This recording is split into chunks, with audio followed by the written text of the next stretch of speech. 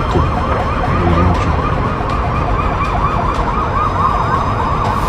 दोस्तों, इजराइल में एक बड़ा हमला हुआ, धमाका हुआ है। ये बस में धमाका हुआ था और उसके बाद से ही इजराइल के तेवर बदलने लगे। लेकिन जो नए सबूत सामने आए हैं उसने इजराइल को कहीं ना कहीं एक्सपोज करके रख दिया है। पूरी खबर दिखाने जा रहा हूं, साथ ही तस्वीरें भी दिखाऊंगा। एक एक तस्वीर को जरा गौर से देखिएगा, क्योंकि जिसे एक बड़ा हमला, बड़ा हादसा, बड़ा एक कठोर कदम बताया जा रहा है, वो क्या वाकई ऐसा है या फिर इजराइल की मंशा कुछ और थी? नमस्कार, मैं हूं प्रज्वल गौतम और आप देख रहे हैं the live TV. The live TV, सच सबसे आगे। पहले मैं खबर दिखाऊंगा, वीडियो दिखाऊंगा। ये वीडियो देखिए आप। ये एक वीडियो निकलकर सामने आई है। इस वीडियो में आप देख सकते हैं बीचों बीच में आगजनी हो रही है। बीच पूरा ये इलाका, पुलिस की गाड़ियों की आवाजें आपको सुनाई दे ही रही होंगी। पहले एक वीडियो आप देखते चलिए, कब क्या कैसे हुआ, मैं एक एक चीज आपको बता देता हूं। बताया गया है कि 3 बस में हमला हुआ। 3 buses have exploded in तेल अवीव। तेल अवीव में 3 बसों में हमला होता है। जब जांच की गई तो उसमें से एक बस के अंदर वो बम बरामद होता है। बम भी दिखाने जा रहा हूं आपको। बताया गया एक 24 घंटे का उसमें टाइमर लगा हुआ था, जो आखिरी बम उनके पास मिला, और उस बम को फिलहाल खत्म कर दिया। अब देखिए क्या लिखा हुआ है इनके मुताबिक। A text was written. Nasrallah सब जानते हैं कौन है, हिजबुल्लाह सब कोई जानते हैं, और सिनवार। अब इनका कहना है नसरुल्लाह, हिजबुल्लाह और सिनवार लिखा हुआ था। यानी हमास के साथ साथ आप आसानी से लेबनान को यानी कि हिजबुल्लाह को आप निशाना बनाने के लिए तैयार बैठे हैं। क्या ये होने जा रहा है? ये भी क्यों बताऊंगा, अभी आगे दिखाऊंगा। पहले कुछ तस्वीरें आप देखते चलिएगा, उनसे आप समझ जाएंगे। देखिए ये घटना एक वक्त की बहुत बड़ा हादसा नहीं है, ये बहुत बड़ी घटना भी नहीं है। उसमें किसी की जान नहीं गई, कुछ नहीं हुआ है। लेकिन क्या हुआ है पहले देखिए। बस में अचानक धमाका, और धमाके के बाद ये तमाम चीजें निकलकर, तस्वीरें भी निकलकर सामने आई कि कैसे कैसे क्या क्या हुआ वो बताया जा रहा है। देखिए तस्वीरें कुछ और भी देखते चलिएगा। ये देखिए धुआं उठ रहा है बस में, ये देखते रहिएगा धुआं जो उठ रहा है।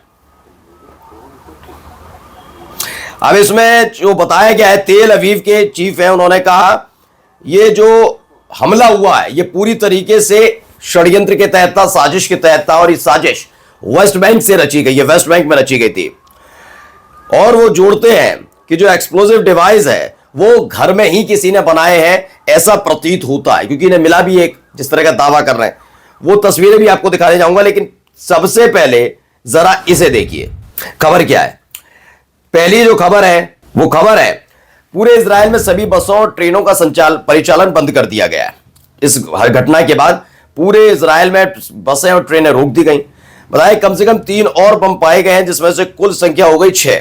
अभी तक आपके सामने दावा किया जा रहा था कि भाई 3 बम मिले हैं, जिनमें से एक जिंदा भी मिला है, उसको जांच की जा रही है। टाइमर लगा हुआ है, वो वेस्ट बैंक पे बनाया गया, वो घर के अंदर बनाया गया, तमाम चीजें। अब बताया गया पेट टिकवा तेल अवीव में एक रेलवे स्टेशन भी शामिल है, वहां पर भी एक बम मिला है। कुल मिलाकर यह बताया गया मिडिल ईस्ट इंस्पेक्टर की तरफ से। वहीं बताया गया 9 बजे विस्फोट हुआ था, जो बताया गया शुरुआती तौर में बताया बमों को 9 बजे विस्फोट निर्धारित किया गया था, लेकिन समय से पहले ही 21 बजे वो विस्फोट हो गया। ठीक है, वो होना 9 बजे था सुबह करीब, लेकिन वो रात में ही 9 बजे धमाका हो गया। उसमें यह दावा किया गया है। बताया गया कि युद्ध विराम के पता यानी सीज फायर की वजह से, अब देखिए शुरुआत में क्या बताया गया है, ये false flag event to justify the collapse of the ceasefire and Israeli son of the West Bank. ये बताया जा रहा है कि जो शुरुआत में मिडिल ईस्ट इंस्पेक्टर कह रहा है कि इससे बताओ सीज फायर और वेस्ट बैंक के इजरायली के कब्जे को सही ठहराने के लिए एक झूठी घटना रची जा रही है। अब ऐसे भी विचार है, क्यों कहे जा रहे हैं पहले समझिए। दरअसल ये कहा जा रहा है कि जो ये सब कुछ हुआ है ये हुआ नहीं है, ये इजराइल ने अपनी तरफ से एक साजिश रची है। आप एक बात समझिएगा, पूरी कहानी समझिए।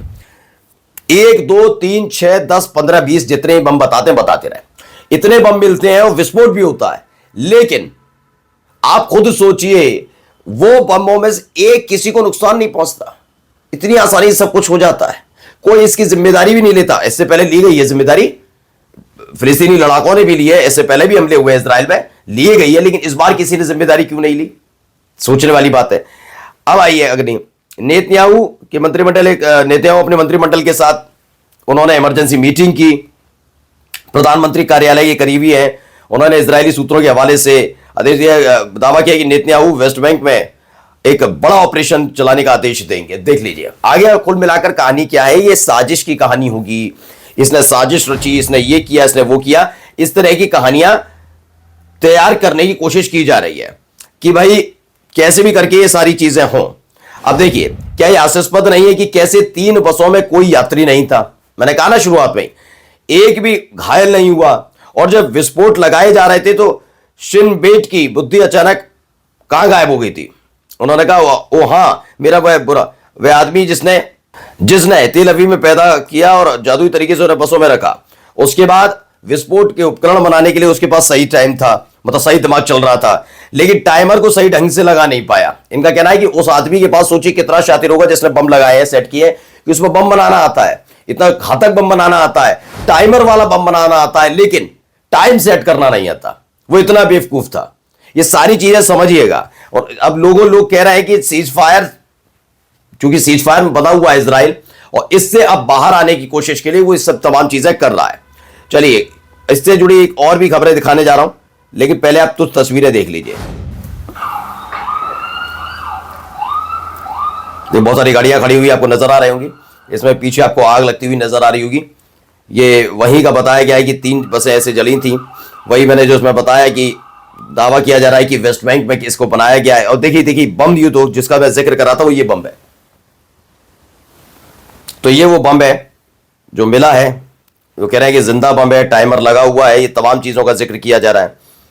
एक और है, देखिए ये वीडियो में निकलकर सामने आई, सुरक्षा व्यवस्था की चाक चौबंद करने की इजराइल की तरफ से जो दावे हैं वो भी आपको दिखाता जा रहा हूं साथ साथ, इसीलिए पहले ये देखते जाइए। तो ये वीडियो भी निकल कर आया, इसमें भी बताया गया Israel police bomb disposal robot examining a bus deemed सस्पेशंस, मतलब बताया गया एक और बस वहां पर दिखी तो उसके बाद उसका जांच पड़ताल की जा रही है कहीं इसमें तो बम नहीं है। एक ये भी फुटेज निकल कर आया जब 3 बसों में आग लगी थी, उस वक्त की धमाका हुआ था, तो धमाके के बाद आग लग गई थी। अब इनसे जुड़ी कई कहानियां भी हैं। देखिए हिब्रू मीडिया कहना है कि आकलन है कि बम गलती से 9 बजे की बजाय रात 9 बजे सेट किए गए थे। फिलहाल किसी भी समूह ने बम लेने की जिम्मेदारी, बम रखने की जिम्मेदारी नहीं ली है। सबसे पहले बात है जो कहा जा रहा है, क्यों यह आशंकाएं जताई जा रही है, समझिएगा। पिछले कुछ समय से ऐसी अफवाहें चल रही हैं, कहा जा रहा है कि पिछले कुछ समय से ऐसी अफवाहें चल रही हैं कि नेतन्याहू वेस्ट बैंक में किसी बड़े ऑपरेशन को अंजाम देना चाहते हैं। वो गजा के अंदर या फिर अब लेबनान में नहीं, वो इस पूरी घटना के जरिए जोड़कर अपना जो लगातार ऑपरेशन वेस्ट बैंक में हल्का फुल्का फिलिस्तीनियों के खिलाफ अंजाम दे रहे थे, देख ही रहे लोग, उसको सही ठहराने के लिए किया जा रहा है। बताइए, पढ़िए, उसमें बताया गया है कि किसी बड़े ऑपरेशन को अंजाम देने चाहते थे, इससे शायद उसे बहाना मिल जाएगा कि ऐसा अगर हम पे हमला किया जाएगा तो हम यही कर सकते हैं, इस तरह का दावा किया जा रहा है।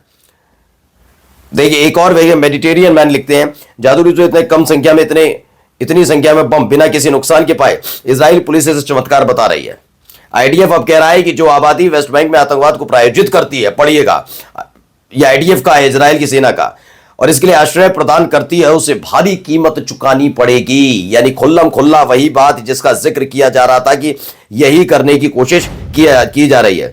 आईयूएफ ने, वहीं एक खबर आई कि आईयूएफ के एक सैनिक ने अपनी विकलांगता की वजह से आत्महत्या कर ली, जो गजा युद्ध के दौरान गंभीर चोट की वजह कारण घायल हुआ था। और देखिए इतना परेशान था कि उसने खुद ही गोली मारकर अपने सैनिकों को बचा नहीं पा रहे। नई प्लानिंग की जा रही कैसे एक नया मोर्चा खुल जाए, यानी कहा जाए कुल मिलाकर की आदत पड़ गई है किसी भी तरीके से युद्ध जारी रखने की, वो बात अलग है। अब देखिए प्रेस टीवी खबर आई, Israel uses drone to terrorise Gazans, यानी कि गजा के लोगों को डराने धमकाने के लिए इजराइल लगातार ड्रोन्स का इस्तेमाल कर रहा है। ये तस्वीर भी निकलकर सामने आई।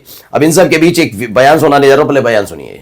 One thing that seemed to be missing was the sort of history, the Palestinian history, to the right to return if they want to. Do you think that they have that right? There should be peace. There should be peace, and they should get leadership that actually will help them make peace instead of putting them in suffering. But if they want to return to their home, तो देखिए इसमें बताया गया, तो इन्होंने जवाब दिया, कुदरत न्यूज सीपैक है, उसने कहा कि अंतर्राष्ट्रीय कानून की अवहेलना करते हुए उन्होंने कब्जे वाले जो फिलिस्तीन की जमीन पर जो कब्जा कर रखा है इजराइल ने, उसको सही बताया। उन्होंने कहा जो किया गया वो बिल्कुल ठीक है। ये एक दावा इनकी तरफ से किया जा रहा है। तो सोचिए हर कोई इस बात के लिए तैयार बैठा हुआ। फिलहाल इजराइल की जो ये नया खेल शुरू हुआ है तेल अवीव के अंदर, ये आगे क्या रंग लेता है और इसकी क्या सच्चाई निकलकर सामने आती है, वो भी आपके सामने लाएंगे। नमस्कार। द लाइव टीवी, सच सबसे आगे।